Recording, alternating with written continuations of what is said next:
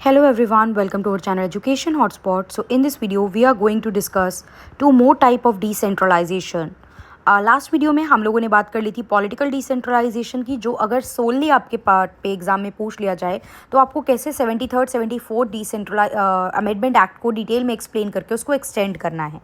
Now we have two more type of decentralisation, जिसमें से पहला है administrative decentralisation. Administrative is something जिसको हम प्रशासन से रिलेट करते हैं.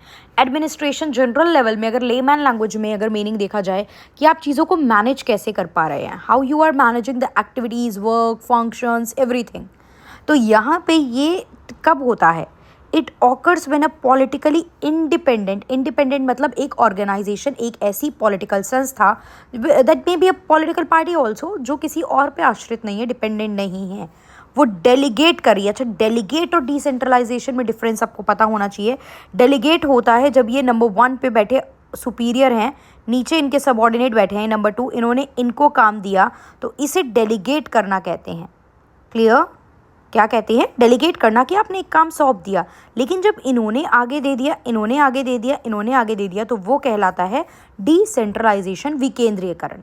तो यहाँ पे क्या कहा जा रहा है कि जो पॉलिटिकल इंडिपेंडेंट जो यूनिट है वो डेलीगेट कर देती है अपनी कुछ पावर, अपनी कुछ सत्ता को टू सम इंडिपेंडेंट यूनिट्स.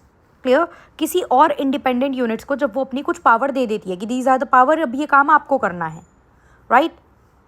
अब ये जो एडमिनिस्ट्रेशन होता है, ये जो आपका एडमिनिस्ट्रेटिव वाला डिसेंट्रलाइजेशन है, ये दो तरीके का हो सकता है. टेरिटोरियल भी हो सकता है और फंक्शनल भी हो सकता है. फंक्शनल तो कार्य से रिगार्डिंग, फंक्शनल डिसेंट्रलाइजेशन तो मैं डिटेल में आगे बताने भी वाली हूँ आपको. बाकी टेरिटोरियल होगा मतलब जब आपने अलग अलग एरिया, अलग अलग डिवीज़न बना दिए. मैं तो मेन हेड कर रही हूँ एक तरीके से देखा जाए तो स्टेट, बट उसमें भी अलग अलग डिवीज़न है, डिस्ट्रिक्ट है, जोन्स हैं, तो मैंने हर जोन्स के लिए अलग अलग पर्सन को अपॉइंट कर दिया. बिकॉज मुझ तक बात आएगी, मैं डिसीजन लूँगी, तब तक तो काफ़ी लेट हो जाएगा.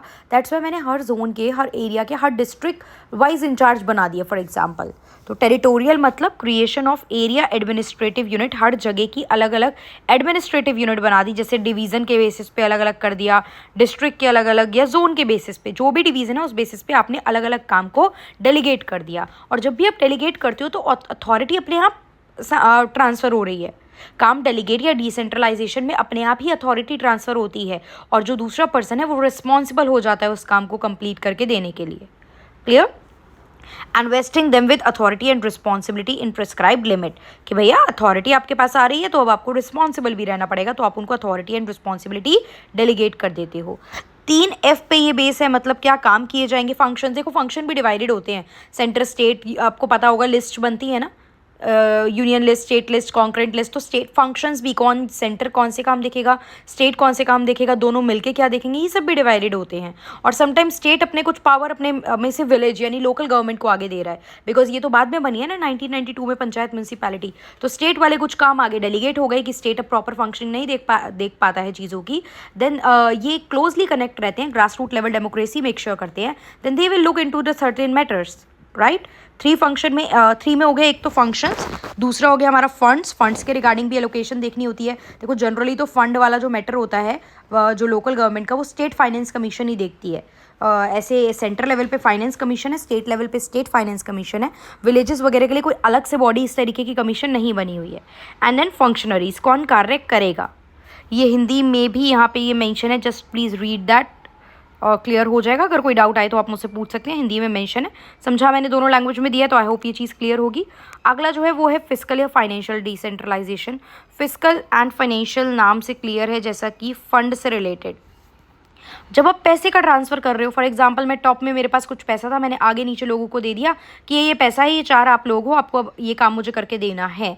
तो वो फंड का, जब हाई से टॉप में, मतलब हाई से नेक्स्ट पर्सन तक फंड पैसा ट्रांसफ़र हो रहा है, तो वो फाइनेंशियल डिसेंट्रलाइजेशन है. अब मैंने आपको बताया कि सेंटर लेवल पे फाइनेंस कमीशन बनती है, स्टेट लेवल पे स्टेट फाइनेंस कमीशन है, बट लोकल गवर्नमेंट की ऐसी कोई बॉडी नहीं है. हमने पंचायती राज वगैरह को इस तरीके से पूरा फंड एलोकेशन नहीं दे रखा है, या कुछ कुछ टैक्स कलेक्शन, कुछ कुछ रेवेन्यू जनरेशन का हमने उन्हें अथॉरिटी दे दी है, that you can collect that. State के पास नहीं आएगा, लेकिन 100% उनके पास अभी सब कुछ नहीं जाता है, ना ही उनके पास कोई फाइनेंशियल इस तरीके की कोई बॉडी हमने क्रिएट करके दे रखी है. तो इसका क्या मतलब है देखा जाए तो फाइनेंशियल डिसेंट्रलाइजेशन का, devolution of financial power to lower level of government. Financial power आप दे रहे हो, यहाँ पे power to tax and revenue generation. भाई अगर यही नहीं दोगे तो फाइनेंस का कोई मतलब ही नहीं है ना डिसेंट्रलाइजेशन का। अगर आपने उनको बेसिक टैक्स कलेक्शन, देखो बहुत सारे टाइप के टैक्स होते हैं, तो हर टाइप के टैक्स की हम बात नहीं कर रहे हैं, लेकिन हाँ अगर आप उनको टैक्स कलेक्शन की पावर ही नहीं दोगे, रेवेन्यू जनरेशन ही नहीं दोगे, तो फाइनेंशियल डिसेंट्रलाइजेशन का कोई मतलब ही नहीं बचेगा, वित्तीय विकेंद्रीकरण का कोई मतलब नहीं बचेगा। तो ये तो इम्पॉर्टेंट पार्ट होता है। प्लस जो लोकल गवर्नमेंट होती है वो अपनी रिस्पॉन्सिबिलिटी अगर फाइनेंशियल पावर नहीं दोगे तो वो पूरी ही नहीं कर पाएंगी।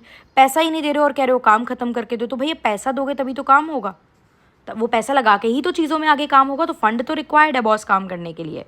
और 73rd 74th अमेंडमेंट एक्ट के अकॉर्डिंग ये बोला गया था कि स्टेट फाइनेंस कमीशन ही रिव्यू करेगा फाइनेंशियल पोजीशन लोकल बॉडी की।